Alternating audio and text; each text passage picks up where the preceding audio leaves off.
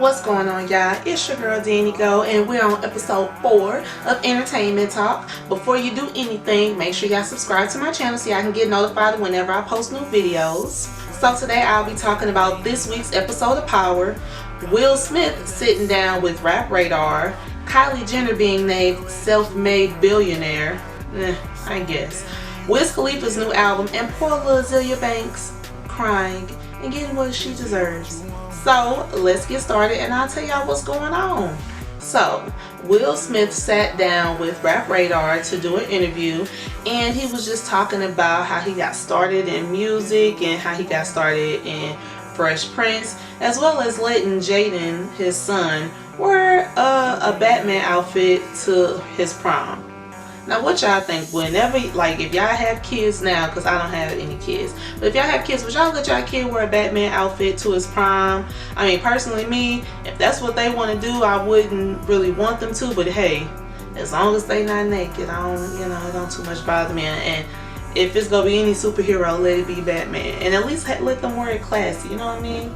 So anyways, he was talking about that, and he also was talking about how him and his wife Jada, aka Jada Pinkett Smith, how they don't consider themselves husband and wife, but instead they consider themselves life partners, which, is damn near the same thing. I don't know, you gotta be so you ain't gotta be so technical with the terms. It pretty much means the same thing. If I'm not mistaken, other couples, like possibly same-sex couples, I believe, sometimes they refer to each other as life partners. So why can't traditional husband and wife consider themselves as life partners, So all in all, there was a nice interview, and of course I am a Will Smith fan. I love Fresh Prince, I love Bad Boys, I love pretty much any film that Will Smith is in. He's super talented. He's had an amazing acting career, music career, and now his children are pretty much following in his footsteps. So congratulations to him and Jada for pretty much bringing up such good kids, and they're just pretty much following in their parents' footsteps as, doing their own little thing in the entertainment industry. So this week's episode of Power, spoiler alert if you haven't seen it yet, but Tommy Zataresi is pretty much a snake, and he's pretty much only getting to know him so he can rat him out, and pretty much it got him out of jail. So now his dad is out of jail, and pretty much he's probably just gonna set him up just so, he's sticking by his word as being a narc with the feds and doing as they're telling him, because that's the reason why he got out of jail anyways. Oh, I'm sorry, got out of prison anyways. So I think that's messed up, because here he is, Tommy, thinking, oh, okay, my dad want to have a relationship with me, but on one end, I think he thinks that his dad is on some sneaky shit, and he don't really trust him. So I'm hoping that he figured this out before it's like it goes way, way bad, and Tommy ends up getting locked up. Also, do y'all think something happened between Tasha and Kanan, because she really, really hates him, and it seems like the hate was there even before Raina died, and even when he came back in the picture, and even though him and Ghost and Tommy, they are cool, she just ain't feeling it. So do you think they used to mess around in the past? Do you think he kind of did something to her? I'm kind of like side-eyeing her, like, okay, now what's this secret, Tasha? Don't tell me you mess around with him too, because she kind of got me looking at her a little sideways, whatever. So what y'all think? Y'all think she got something going on with him? Let me know. Comment below in the comment box, because I'm sure just like my mind is just strictly on they must have messed around, but then I could be missing something. Maybe that's not the case. So off of that topic, off of the Tasha topic, Ghost and old girl from the Jamie Foxx show, he just don't care about his marriage no more. He has a mourning wife and son, but yet you out here messing with other women. Now granted, I know it was supposed to be for the business deal with Mayor Tate, or Lorenz Tate character, whatever, and the lady, I believe her name was Linda, she said that she wasn't going to invest in them, but he ended up thinking he could win her over, and all she did was use him for the D. Ain't that something? Look how the roles in reverse. Just check that out. But he just is kind of all over the place to me, and I think it's his way of trying to dealing with Raina's death, because he killed that man last episode, and now he's messing around with another woman, even though it was just a one-time thing. I think his emotions are just kind of all over, and he's just trying to find a different way to channel how he's feeling towards Raina's death. But what y'all think? Do y'all think y'all just over his character? Do you think him and Tasha just need to get divorced? Because you know, he doesn't deserve her? Or do you think that they should just work their marriage out and just try to figure this whole thing out? So also let me know that in the comments below. Lastly, Angela. Why is she messing around with this newer guy, telling him all her business, and then kind of having a little thing for him? I think she being stupid per usual, just like she was being stupid with Ghost. What y'all think? Y'all think this dude is trying to fish in to get information out of her? Or do you think he has good intentions? Again, let me know and comment below. So I'm sure y'all probably already done heard by now that Kylie Jenner has been named one of the top self-made billionaires by Forbes. I mean, now I'm gonna start this off nice. I'm not knocking what she's done with her business and her lip kit. Not knocking that at all. If she's made billions, cool, perfectly fine. But the self-made part is just kind of finicky because she comes from a family with money. Like, all she's been brought up on money. Her mom's, you know, been getting money, managing, being her, you know, her other sister's manager, and her dad was a all-state All-American track star. So how are you technically self-made? Like, I'm sure you never really had to work. I'm sure she never really had to work. And her parents just coughed up the money to start this whole business thing. So the whole self-made part, that's a stretch, you know. But again, I'm not knocking what she does, but you know, because she made a lot of money with the lip filler lip kit, which is pretty ironic that she's been named a billionaire after she's taken out the lip fillers. So pretty much she got all these girls gotten these big duck lips or whatever, and she ended up getting the fillers removed. So you done made millions and billions off of this lip kit to get your lips full and just lipstick. I know it's not just lip fillers, but it's lipstick too. But she did all of this to, in the end, just remove them, which is cool. Be your normal self, be your natural normal self. Now you got all these girls who then got these lips just for you, and now you getting them removed. Like old girl from Teen Mom OG, Farrah Abraham.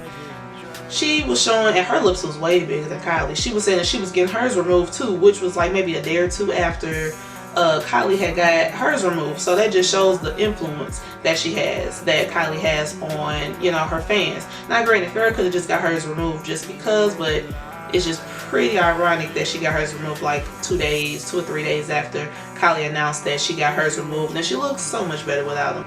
I definitely like how Kylie looks now. The lips, it looks a little bit more natural. She looks really pretty. And again, you know, congratulations to her for being for being a billionaire. Not self-made, for being a billionaire and getting all this money with her lip kit. So, you know, kudos to her. So Wiz came out with a new album called Rolling Papers 2.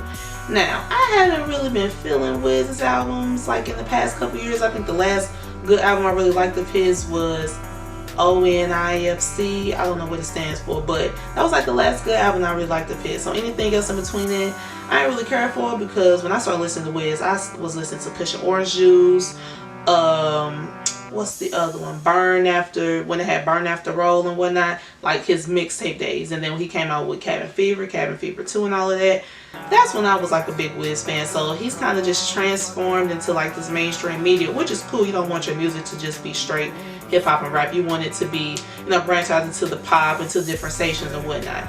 But I would honestly say this was a good album. You know, it sounds like, I will say it sounds like the old Wiz, but on like a more mature level, if that makes sense. So it's like, it doesn't sound like 09, 2010 Wiz, but it sounds like a mature Wiz, but in a sense in that same content, you know what I mean? So I like the album, I really do. Tell me your thoughts on the album, comment below, let me know.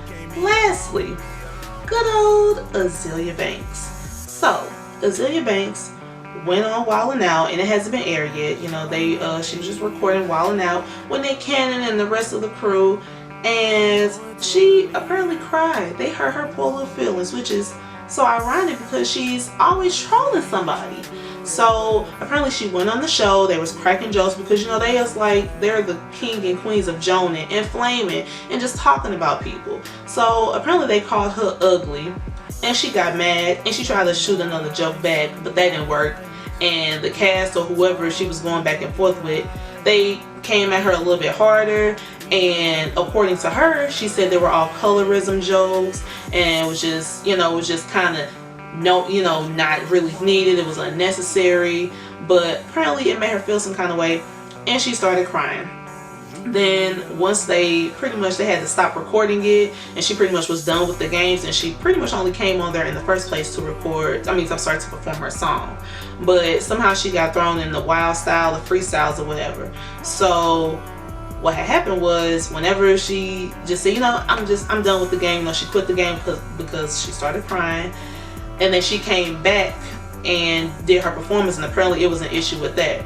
So coming from one person, Emmanuel Hudson, he was just saying how she couldn't take a joke, and she just appeared as a weak guest. And honestly, to be on that show, you have to be able to take all the jokes that come your way, and then just be able to fire some back at the people, especially if you've been known in the media, and you've been known and all over the internet as, you know, whatever stories that came out on you. Of course they go bring that up on Wild 'N Out. So of course they did this to Azealia Banks, and she felt some kind of way, and now she's crying. Now she in her feelings. But granted, she was just trolling somebody like Nicki Minaj, like a month ago, saying that Nicki was trying to be like her when it came to some mermaid swimsuit or whatever that she was doing, and she was saying, Azealia was saying, oh, I already did that, blah blah blah, you trying to be like me. But like less than a year ago, she said she was never going to troll or talk about Nicki Minaj again, and then she just did it a month ago. So this girl seriously has some problems. I'm not a fan of her. I can't even tell you what any of her songs are. I just know her for being a negative Nancy and just for trolling people, but not really having nothing to back up. Like, what exactly do you do, sweetie? What do you do? Besides, you say you make music, but we don't hear anything. So honestly, whatever they were saying about her, apparently they only cracked about 2 jokes, but whatever it is, I'm glad that she cried. I'm glad that she actually felt some kind of emotion, because it seems that she never wants to own up to what she does. Now granted, she was on the Breakfast Club and said that she does troll a lot. So if you know that, why don't you just stop it? Like, you are probably one of the top 10 most hated people because of what you say, and just because you just want to talk about people just because you don't have anything better to do. So I'm glad that they made her cry, and in a sense, she got what she asked for. She should have had a little bit more tougher skin. If you're going to talk about somebody and troll somebody all the time, you should have tough skin to deal with whatever people say about you. So what do y'all think about this whole Azealia Banks thing being on Wild 'N Out? Do you think they probably took it too far? Do you think that she should have known what she was getting into because she came on the show? Or do you just think, they didn't have to go so hard on her? What are y'all thoughts on that? So comment below and let me know. So that's all the entertainment talk that I got for y'all today. Make sure y'all follow me on all of my social media outlets, DannyGo_Bree. That's on Instagram, Twitter, Facebook, and then of course subscribe. So if y'all want me to talk about anything else, just comment below and say, hey, what are your thoughts on this? Or maybe you should do a lengthier express your thoughts on XYZ. Just comment that below, and then I'll think about it and I'll see what I can do. But for now, that's all I got for y'all. Toodles.